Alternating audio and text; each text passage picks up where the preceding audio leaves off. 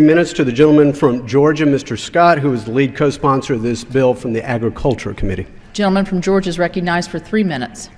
Thank you, Mr. Chairman. And Madam Speaker, I rise today in support of H.R. 634, the Business Risk Mitigation and Price Stabilization Act of 2013.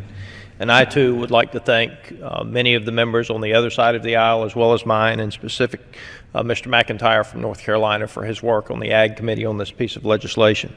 This bill clarifies congressional intent by providing a clear exemption for non-financial end users that qualify for the clearing exception under Title VII of the Dodd-Frank Wall Street Reform and Consumer Protection Act. Across the country, consumers and businesses alike are confronted with risks that are associated with their day-to-day operations. To manage these risks, business use over-the-counter derivatives to provide price certainty. Consumers, in turn, benefit from these risk management practices through lower volatility in the day-to-day prices of the goods and services that they purchase. By passing this legislation, Congress is providing a specific exemption from clearing and margin requirements for businesses and individuals who are not financial institutions. This accounts for less than 10% of the capital of the derivatives markets. It relieves the burdensome regulations and keeps the U.S. economy moving.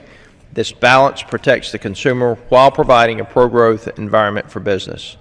To further the initial goals of H.R. 634, it clarifies Congress's intent of keeping much-needed capital in the U.S. markets, which plays an important role in our country's continued economic growth.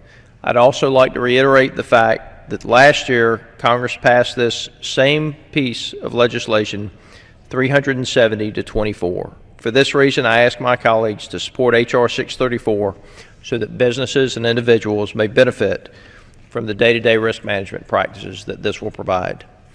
Madam Speaker, I yield the remainder of my time. Gentleman yields back.